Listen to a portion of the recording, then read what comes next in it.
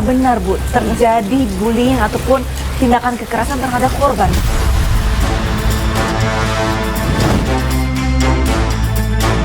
Untuk kursi besinya, saya orang dewasa saja mengangkat kursi ini cukup berat.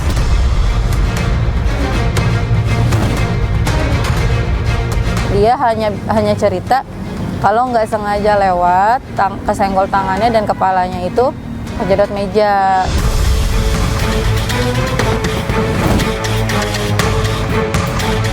Pertama matanya dia nggak bisa ngeliat.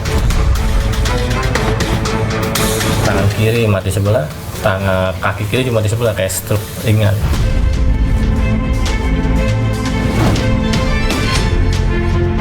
Ini menunjukkan bahwa pendidikan kita sedang tidak baik-baik saja.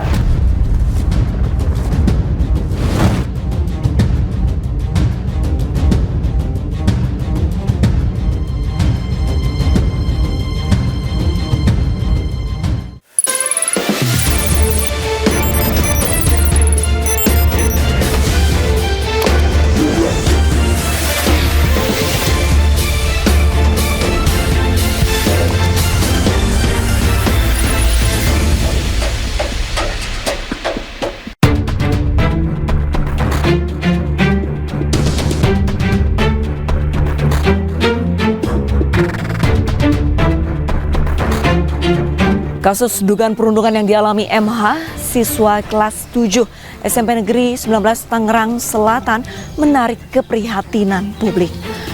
Kasus ini juga menambah daftar panjang perundungan di sekolah yang berujung kematian. Mengapa kasus perundungan semakin marak terjadi? Lantas apa yang harus dilakukan agar kasus ini tidak terulang kembali? Ikuti penelusuran kami bersama saya Arlista Hadi. Inilah iNews Files.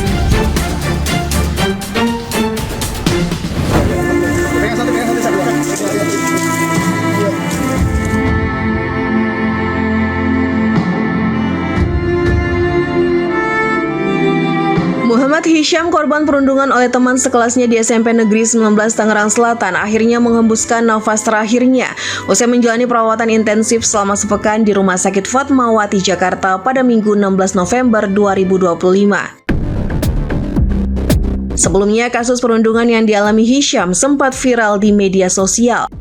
Diduga korban meninggal karena dipukul bangku besi oleh teman sekelasnya. 20 Oktober itu adik sepupu saya, kepalanya kena korban bully waktu jam istirahat sekolah. Dia baru ada pengaduan ke pihak keluarga pada tanggal 21 Oktober tuh baru ada pengaduan.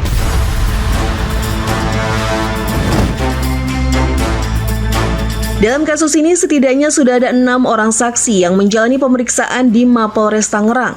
Total ada 6 orang saksi yang kita lihat, kita perkirakan mengetahui tentang adanya peristiwa dugaan tindak pidana ini.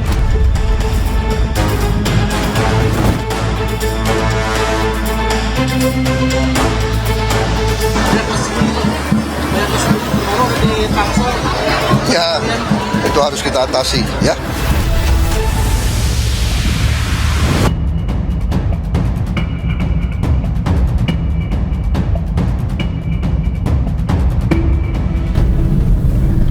Pemirsa, saat ini tim iNews Files tengah dalam perjalanan ke SMPN 19 Tangerang Selatan, Banten, di mana diduga MH mendapatkan bullying ataupun aksi kekerasan di sekolah SMPN 19.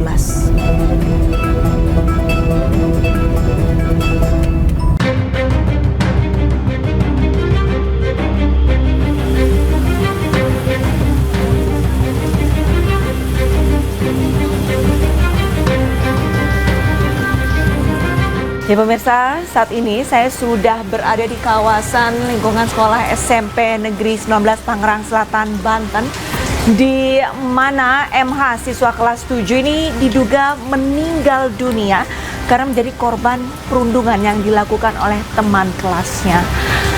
Menurut keterangan sepupu korban, Rizky Fauzi, perundungan diduga terjadi pada tanggal 20 Oktober 2025, di mana korban dipukul dengan kursi besi di bagian belakang kepalanya. Sempat dirawat di ICU di Rumah Sakit Fatmawati, Jakarta.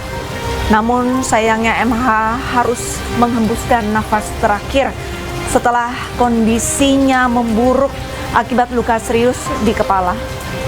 Menurut informasi, pihak sekolah telah menggelar mediasi antara keluarga korban dengan pelaku. Lantas seperti apa hasil mediasinya? Mari kita telusuri dan tetap bersama iNews Fast. Mari pemirsa.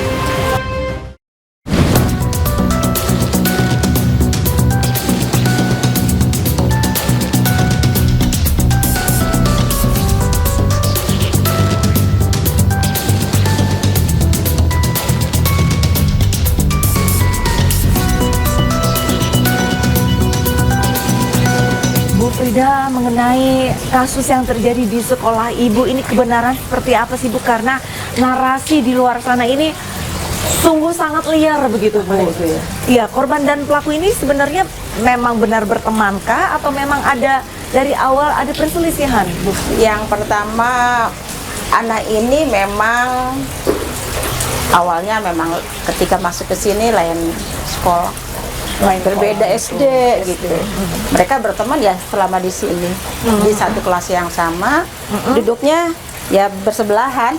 Duduknya benar bersebelahan ya, Bu, ya? Di kelas tersebut. Apakah benar Bu terjadi bullying ataupun tindakan kekerasan terhadap korban?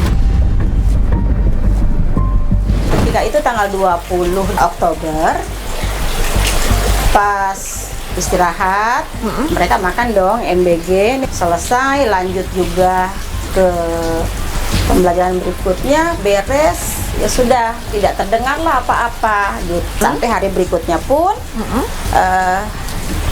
Ananda Hisham ini masih masuk. Kondisi realnya adalah sebenarnya ya tidak ada informasi adanya aksi bullying ataupun Tidak kekerasan. ada. Dari pihak keluarga korban, dugaan tindakan bullying itu sudah dari jauh-jauh hari. Tapi kalau dari pihak sekolah, ada tidak Bu laporan dari siswa tersebut? Wali kelasnya ini sangat perhatian sekali kepada anak itu di kelas itu. Selalu menanyakan ada polling, adakah itu kejadian aneh di kelas itu. Di situ tidak menunjukkan adanya bullying atau tidak ada. Semuanya aman, baik, menyenangkan gitu. Teman-temannya baik, termasuk almarhum sendiri.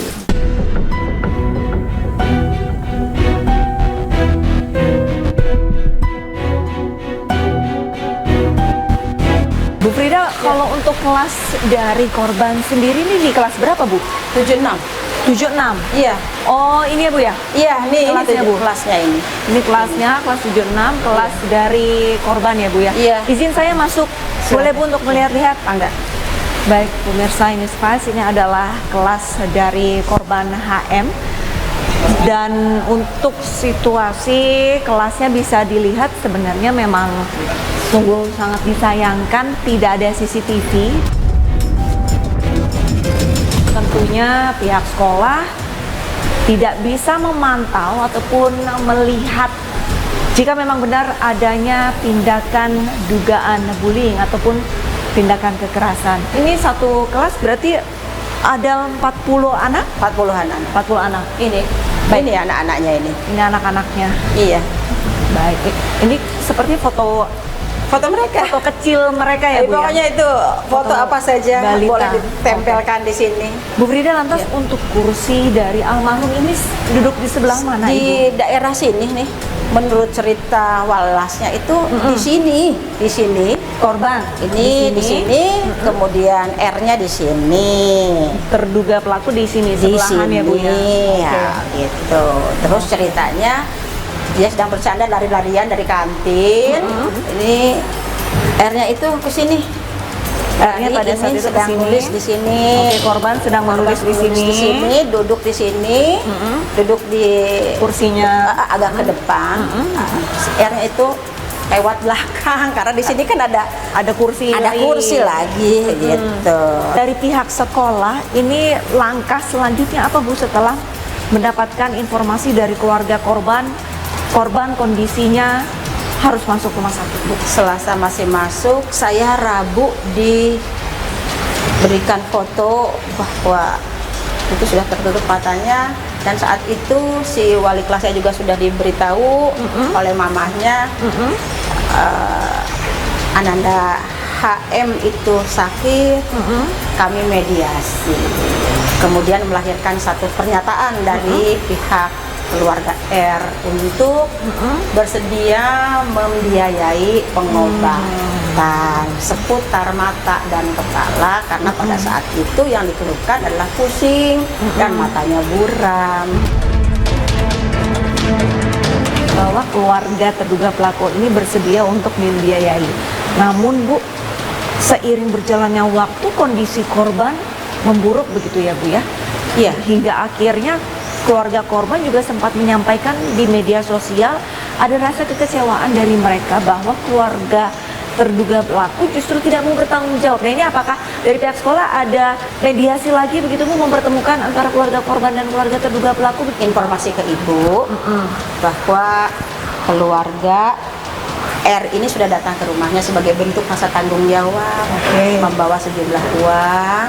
Kita sudah saling bersalaman, si anak sudah minta maaf terhadap orang tua Ananda HM, kita sudah bersalaman, sudah foto bersama, sudah kami anggap itu clear, sudah ya tidak menyangka kalau ini yang akan terjadi seperti ini. Apakah mungkin Ibu mendengar dari wali kelas terduga pelaku ini sosok anak yang seperti apa sih Bu? Apakah suka iseng dengan teman-temannya atau justru ya seperti anak-anak pada umumnya sih Bu? Wajar, seperti anak-anak pada umumnya itu tidak jahil, tidak ya mohon maaf, tidak nakal gitu. Persis seperti usianya. Gitu. Lantas untuk perilaku ataupun karakter dari korban, kalau menurut wali kelas, apakah cenderung anak yang pendiam atau aktif atau seperti apa Bu? Memang ini pendiam. Ananda HM ini pendiam. Antara korban dan terduga pelaku ini bisa dikatakan teman dekat tidak sih Bu? Soalnya saya melihat duduknya bersebelahan begitu. Ya, mereka bersebelahan karena di satu kelas gitu. Selebihnya latar belakangnya seperti apa, kan kita juga baru beberapa bulan di sini deh. Jadi belum tahu dia dekat seperti apa. Anak kelas 7 mendapatkan tindakan kekerasan hingga masuk rumah sakit berujung mohon maaf kematian begitu. Saya ingin mengkonfirmasi kepada Ibu, untuk terduga pelakunya sebenarnya berapa sih Bu totalnya Bu? Kalau melihat dari informasi itu hanya itu saja, satu orang Bu. Terduga pelaku ini apa ya kalau istilah anak zaman sekarang, apakah punya geng Bu? Sepertinya yang lebih paham wali kelasnya. Saya belum sampai mengetahui ke arah sana. Bu, saya juga mendapatkan informasi bahwa korban ini diduga dipukul kursi besi. Izin Bu, apakah kursi besinya yang dimaksud adalah kursi besi ini? Oh, cukup berat ya Bu? Iya, berat. Apakah kursi besinya ini yang dimaksud dari informasi yang saya dapatkan Bu? Nanti menunggu hasil lanjutan, tidak bisa memutuskan saya iya atau tidak. Pemirsa, ini saya ingin jelaskan kepada Anda, untuk kursi besinya, saya orang dewasa saja mengangkat kursi ini cukup berat. Dan kalau ditaruh di bawah, untuk diangkat dan dilempar ataupun diayunkan cukup berat, harus menggunakan dua tangan, tidak bisa satu tangan, dan jika ingin diayun juga agak sulit pergerakannya dikarenakan memang sempit untuk dari jarak kursi, meja dan tembok ini agak sulit ya. Berarti memang menunggu keputusan ataupun menunggu keputusan karena kan sudah ada olah TKP juga kan. Sudah olah TKP. Sudah ya, olah Bu, ya? TKP ketika hari Senin itu. Oke, baik. Bu Frida, untuk sanksi yang diberikan Bu kepada terduga pelaku Bu, kalau jika memang terbukti itu kan sudah ditangani oleh KPAI, jadi saya tidak bisa langsung memutuskan harus bagaimana. Saya juga harus berkoordinasi dengan pihak pendidikan, dinas pendidikan juga sedang berkoordinasi dengan hasil bagaimana dengan KPAI, jadi saya nggak bisa mengatakan itu harus apa sanksi. Untuk sementara anak ini belajar di rumah dengan berbagai macam pertimbangan.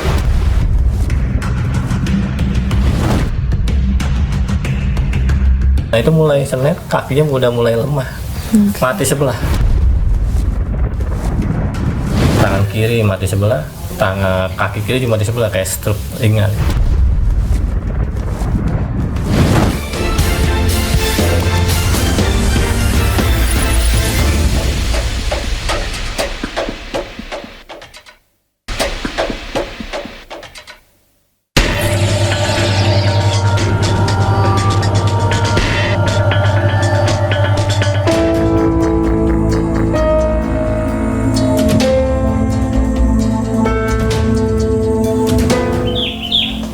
Ya pemirsa, tim Anies Files saat ini sudah berada di depan rumah duka, tepatnya di Kampung Ciater, Maruga, Tangerang Selatan, Banten, di mana MH, remaja korban perundungan oleh teman sekelasnya ini akhirnya menghembuskan nafas terakhirnya usai menjalani perawatan intensif di Rumah Sakit Fatmawati, Jakarta pada Minggu 16 November 2025.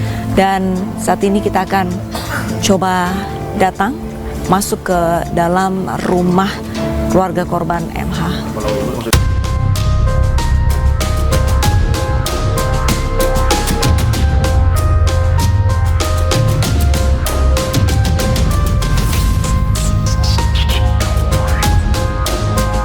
Almarhum meninggal, lebih tepatnya kalau dari diagnosa dokter, kalau boleh tahu karena apa Bapak? Saat ini masih nunggu hasil ya. Masih nunggu hasil? MRI-nya? Iya, kemarin kan waktu koma itu hasil belum ada ya. Jadi masuk ke rumah sakit kurang lebih 1 minggu ya. 2 hari. Masuk UGD sehari, terus masuk ruang inap sehari. Langsung dipindahin ke ruang PICU anak. Di spesialis saraf. Akhirnya 4 hari nggak sadarkan diri, koma ya Kak. Akhirnya 5 harian koma. Ya hampir kurang lebih 5 hari. Jam Minggu pagi, kira-kira jam setelah sholat subuh, jam 6 dokter panggil saya, Bapak, ayahnya Hisham, untuk saat ini jangan pergi kemana-mana ya. Karena kondisi Hisham lagi nggak baik ya. Karena di saat masuk ruang ICU aja napasnya dibantu sama ventilator. Makanan aja pakai selang. Alat bantu.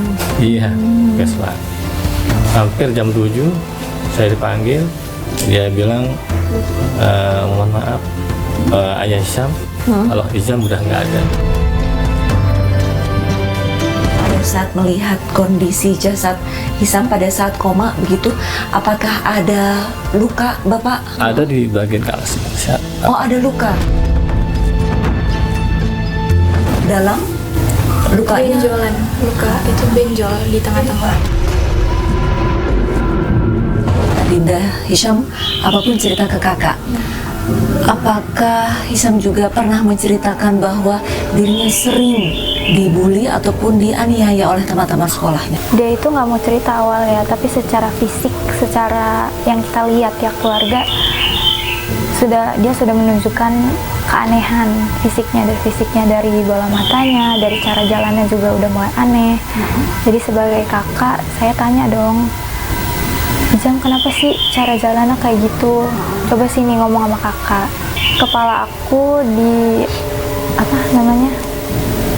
dipukul pakai bangku.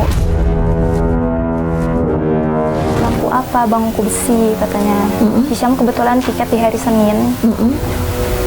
Dia ini lagi beres-beres kelas. Oke. Dan mau ambil sampah di kolong meja. Lalu pelaku ini dari belakang katanya akan terus dijedot ke kepala Hisyam. Makanya ada benjol di tengah-tengahnya. Di hari yang sama, ketika selesai MBG katanya Hisyam ini kebetulan belum selesai nulis. Jadi dia lanjut nulis di mejanya. Lalu pelaku ini katanya sempat tendang lengan Ijam sebanyak, kalau tidak salah 3 kali. Terus dia juga cerita selama MPLS telah pelaku yang sama telah membuli dia. Pelaku yang sama melakukan penamparan, terus pernah nusuk lengannya pakai sedotan susu MBG, katanya ditusuk-tusuk, ditampar 3 kali di bagian pipi. Jadi rahangnya tuh sakit katanya. Dan ada beberapa teman-temannya juga yang lihat kejadian itu. Ada saksinya ya. Setelah Hisyam berani bercerita secara keseluruhan begitu, apakah sudah ada laporan ke guru bahwa Hisyam dianiaya oleh pelaku? Ya, di tanggal 21-nya saya langsung telepon wali kelasnya. Wali kelasnya bilang akan kita tindak lanjuti, lalu bilang mau pindah bangku biar nggak berdekatan. Sudah ada tindakan mediasi kah pada saat itu? Dalam mediasi itu dibuatlah surat perjanjian kalau dari pihak pelaku untuk bertanggung jawab untuk mengobati Hisyam sampai sembuh, sampai sehat lagi. Oke, yang kedua, saya minta pertanggungjawaban dari pihak sekolah, terutama pada kepala sekolah untuk melakukan tindakan tegas dengan kejadian ini. Berjalan waktu hampir 2 minggu ya, kalau nggak salah. 2 minggu, Hisyam kondisi semakin lemah, tapi dari pihak sekolah, kepala sekolah pun nggak ada pernah datang ke rumah. 2 minggu kemudian saya datang ke sekolah, saya minta pertanggungjawaban. Sedangkan pelaku masih sekolah. Sedangkan pelaku masih sekolah seperti biasa setelah adanya laporan. Dan kondisi Hisyam memburuk. Masih makin memburuk. Karena pertama matanya dia matanya ini nggak bisa melihat. Urat saraf kali ya. Sempat tidak bisa melihat ya, sebelah kanan. Seminggu, akhirnya diperban sebelah. Kalau matanya dibuka dia nggak bisa jalan, pusing mulai. Nah itu mulai Senin kakinya udah mulai lemah, mati sebelah. Tangan kiri mati sebelah, kaki kiri juga mati sebelah, kayak stroke ringan. Ini 2 minggu anak saya kondisi makin lemah. Dimana pertanggungjawaban ibu? Dia jawab semua dia udah dilemparkan ke dinas pendidikan. Berarti pihak sekolah lepas tanggung jawab. Kepala sekolah bilang saat mediasi sudah kita mediasikan ini, bahwasannya keluarga pelaku sudah bersedia untuk bertanggung jawab perihal biaya pengobatan sampai Hisyam sembuh. Tapi kemarin waktu saya ke Fatmawati, saya telepon, tolong saya mau masuk rumah sakit, saya nggak ada uang, tolong bantu saya untuk transportasinya. Dia ngasih cuma 100.000 ke saya. Sampai anak saya koma hampir 4 hari, pihak pelaku nggak ada datang ke rumah sakit. Kami mendapatkan informasi begitu, apakah betul Ananda menderita tumor? Jujur dari lahir sampai sekolah TK, SD sampai SMP pun alhamdulillah dia sehat walafiat, nggak pernah ada punya penyakit bawaan, nggak ada. Alhamdulillah, boleh dicek track recordnya sehat ya. Dia nggak pernah dirawat. Dia datang itu hari Jumat tanggal 24 Oktober, itu pertama kali berobat. Dia datang dengan keluhannya waktu itu dia bilang dia pusing. Jadi almarhum datang ke rumah sakit itu dengan didampingi oleh ayahnya ya. Kondisinya sih cukup baik ya. Waktu datang dia bisa jalan seperti biasa ya. Lazim kayak anak-anak yang pergi berobat. Dari pemeriksaan yang kita dapati sih nggak ada ke arah tanda-tanda kekerasan ya. Maksudnya tidak ada luka itu nggak ditemukan memang.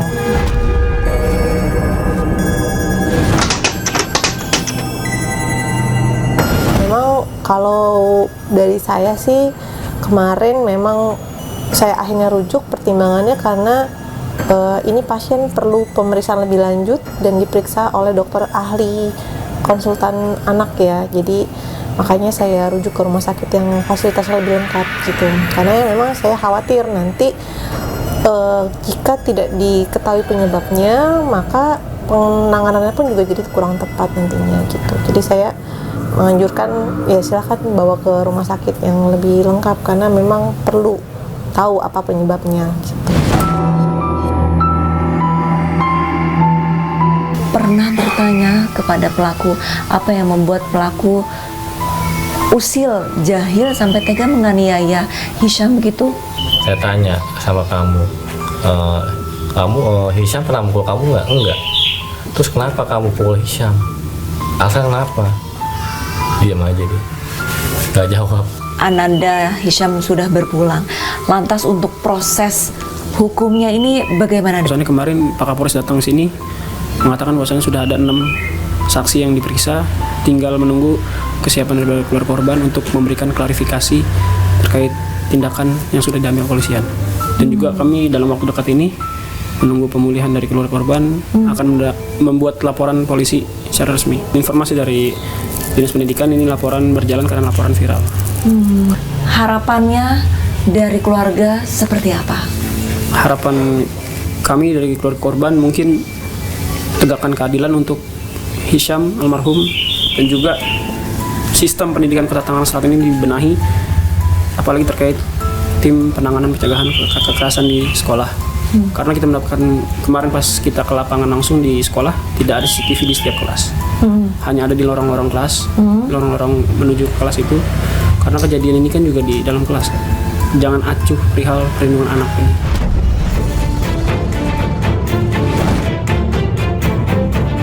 Cuma memang tidak bilang kalau dilempar pakai kursi besi. Dia hanya cerita kalau nggak sengaja lewat, kesenggol tangannya dan kepalanya itu kejedot meja.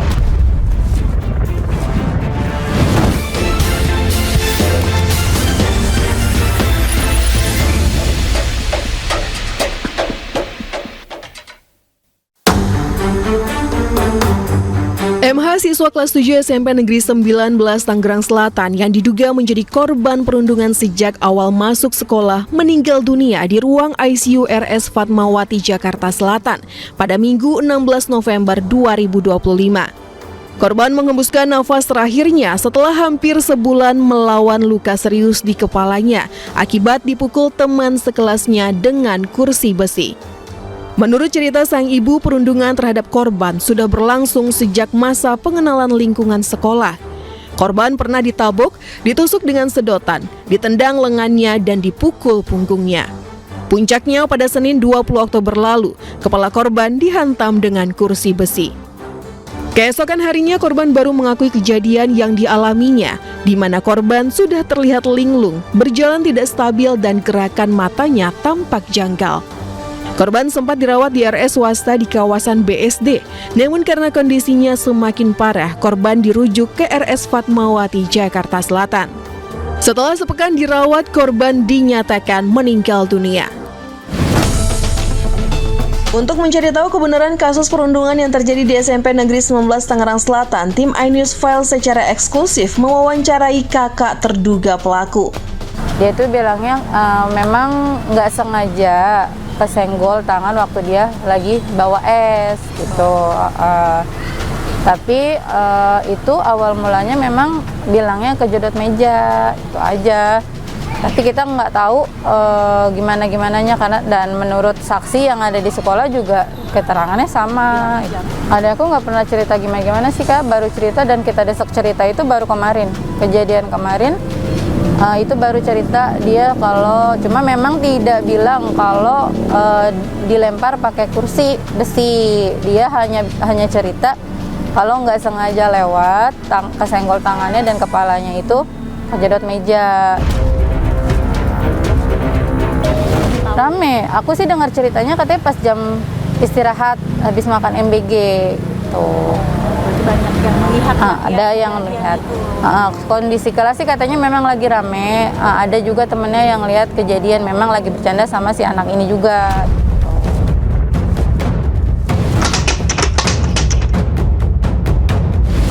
Agak ngedon sih, memang mungkin ya dia juga kaget pas dengar kabar Hisyam meninggal itu, dia juga sempat diem aja gitu, sampai mikir kok sampai sejauh ini gitu loh, padahal aja tapi kok bisa sampai kejadian kayak gini gitu aja. Cuma memang kita sekarang lagi berusaha buat ngebantu dia biar nggak down juga mentalnya. Karena kan dari sana sini kan kita juga bingung ya, kurang jelas dengar berita di luaran kayak gimana gitu. Jadi aku lebih ke psikisnya dulu aja.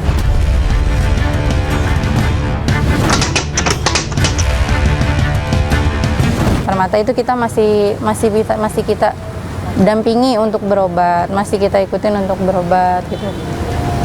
Ya terapi pun masih kita ikutin. Aku masih tanya, masih disempat di terapi. Aku juga masih tanya-tanya sama keluarga korban gimana kondisinya Ijam gitu. Sampai sekarang pun kemarin almarhum meninggal itu aku masih usahakan untuk bisa ikut tahlil gitu. Nah, memang kondisinya kita juga nggak mau kayak gini gitu. Aku juga berusaha buat ya gimana, serba salah juga sih akunya gitu loh. Jadi berusaha buat memposisikan diri aku kalau memang ada di posisi itu juga aku pasti nggak akan terima.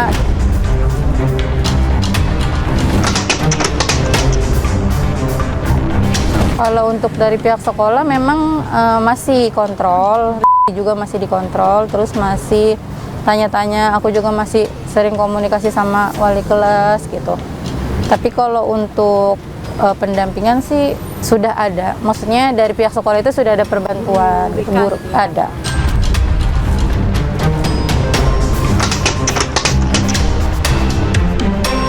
Ya kalau untuk itu sih kita juga kan nggak mau ya Kak kejadian kayak gini. Ya aku juga ngerasain lah kalau aku ada di posisi korban juga pasti aku bakalan lakuin hal yang sama gitu loh. Ya berharapnya sih ini biar cepat selesai aja gitu. Jadi ya untuk keluarga Ijam sih saya mewakili keluarga dan adik saya mohon maaf yang sebesar-besarnya untuk atas hilafnya adik saya. Tapi balik lagi ya saya cuma bisa menyerahkan ini semua ke penyidik aja.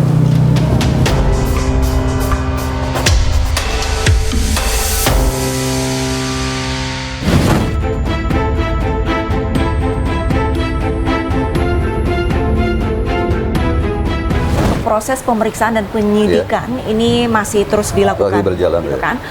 Dari dinas sendiri, apakah nantinya akan memberikan sanksi begitu, baik kepada pihak sekolah jika memang nantinya terbukti adanya pembiaran, dan juga mungkin dari dinas apakah nantinya akan memberikan sanksi kepada terduga pelaku, Pak? Kalaupun nanti terbukti ada pelanggaran, ada kelalaian, tentu ada konsekuensinya, Maka cuman kami tidak boleh mendahului barangkali, jadi kami tetap sepenuhnya kami serahkan kepada pihak polisian.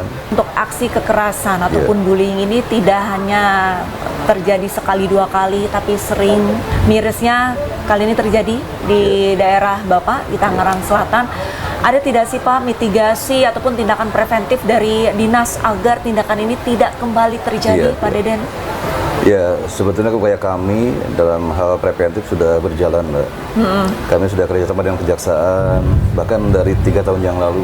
Bahkan tidak hanya ke siswa-siswi, juga ke teman-teman guru BP dalam hal ini, supaya paham juga ketika ada permasalahan bagaimana tindak lanjutnya. Memberikan edukasi, apa itu hukum, apa itu pelanggaran hukum, apa itu konsekuensi ketika melanggar hukum, bully, intoleransi, pelecehan seksual, hal-hal itu yang kami taburan juga, hal itu yang teman-teman Kejaksaan edukasi. Bahkan ya di setahun terakhir kami juga dengan kepolisian ya kerjasama juga, ada program namanya cegah taburan.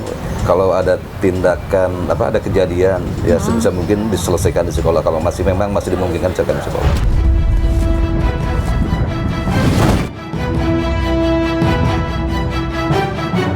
Dengan banyaknya kasus kekerasan, terutama perundungan di sekolah ini menunjukkan bahwa pendidikan kita sedang tidak baik-baik saja.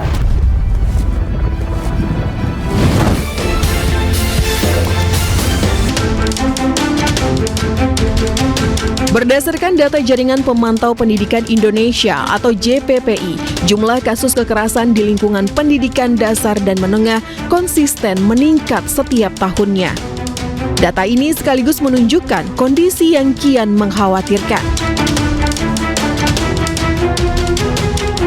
Sejumlah faktor ditenggarai menjadi penyebab kasus perundungan masih terus meningkat di Indonesia.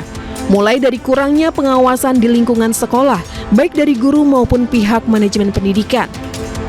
Rendahnya pemahaman orang tua tentang dampak perundungan, sehingga kasus ini sering dianggap masalah sepele. Meningkatnya perkembangan teknologi yang memfasilitasi perundungan cyber, di mana anak-anak dapat dengan mudah menyebarkan konten negatif di media sosial tanpa kontrol yang memadai. Di sisi lain, mekanisme tindak lanjut seringkali masih lambat. Hal ini menyebabkan korban enggan melapor karena merasa tidak akan mendapatkan keadilan. Secara jangka pendek, perundungan berdampak pada prestasi akademik korban.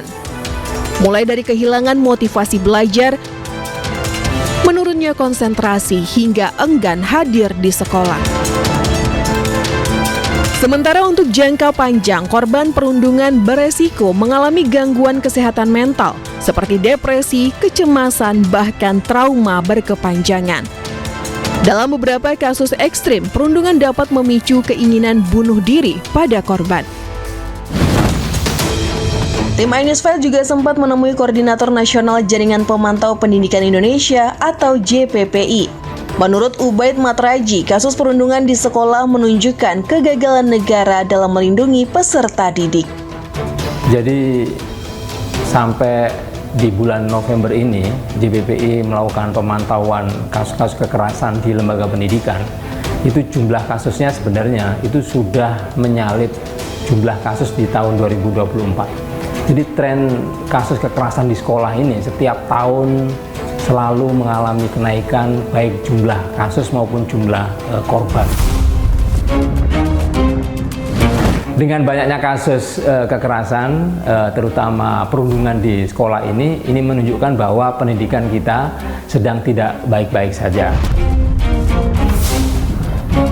Pemerintah dengan peraturan Menteri Pendidikan soal pencegahan kekerasan itu belum berhasil menahan laju atau mencegah kekerasan di sekolah, sehingga hampir setiap hari ya, kita bisa membaca berita, mendengar berita tentang kejadian kekerasan di sekolah.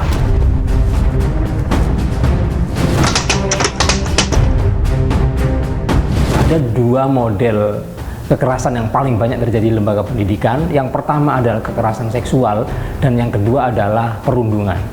Dan yang terakhir kemarin yang sampai memakan korban jiwa di SMP Negeri 19 Tangsel itu adalah jenisnya perundungan gitu. Dan memang dibenarkan oleh beberapa pernyataan dari teman sebayanya atau saksi mata kejadian bahwa korban ini menjadi korban perundungan itu sejak MPLS bulan Juli. Jadi ini kan kejadian sudah lama sekali. Sudah bulan Juli kejadian dan sampai yang paling parah ini bulan November sampai meninggal dunia. Di sekolah kan ada tim pencegahan dan penanggulangan kekerasan. Ya, saya cek kemarin ke sekolah juga sudah ada TPPK. Di Tangsel juga ada Satgas Pencegahan Kekerasan. Tetapi kenapa Satgasnya tidak berperan? TPPK juga tidak berfungsi sama sekali di sekolah itu. Itu yang kami pertanyakan. Kenapa ini bisa terjadi?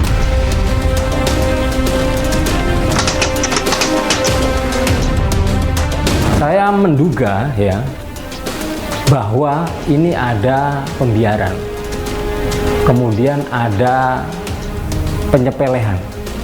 Karena di dalam sekolah itu ada guru BK, ada TPPK, tapi kenapa kasus yang sudah terjadi di bulan Juli tidak segera ada pendampingan korban? tidak ada penyelesaian masalah secara cepat, secara komprehensif, tapi kemudian dibiarkan berlarut-larut sampai bulan November. Ketika ada kasus kekerasan semacam itu, guru BK tidak melakukan pengawasan, TPPK tidak melakukan pemantauan, berarti kan ada semacam normalisasi kekerasan di lingkungan sekolah, dan itu yang kita sayangkan.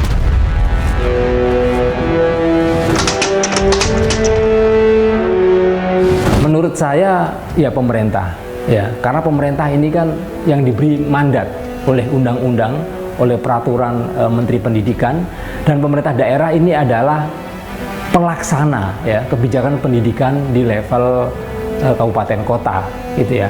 Nah, di sekolah itu ada yang namanya kepala sekolah. Memang secara teknis itu ada TPPK, ada guru BK, tetapi penanggung jawab utama yang harus melindungi anak-anak supaya aman dari perundungan, sekolah menjadi tempat yang ramah anak-anak, itu adalah kepala sekolah.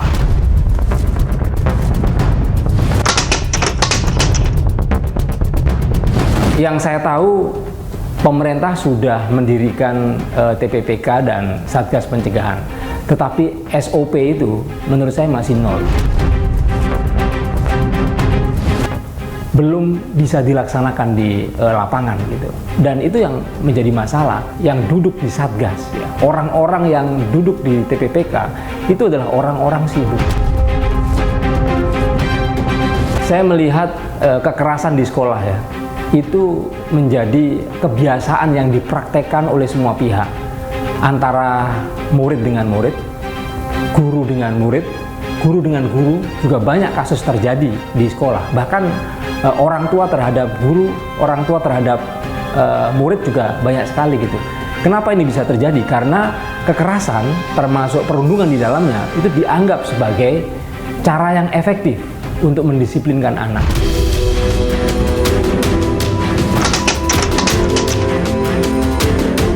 Ini tentu harus menjadi pelajaran bersama bahwa kekerasan di sekolah, apapun itu alasannya, itu tidak boleh dibiarkan. Jadi harus ditangani dengan cepat, direspon secara serius, dan harus melibatkan semua pihak. Jangan sampai ditunda-tunda, apalagi sampai terlambat, dan menjadi pelajaran kita bersama kalau kita tidak segera dengan cepat menanggulangi kekerasan di sekolah, itu korban nyawa bisa berjatuhan.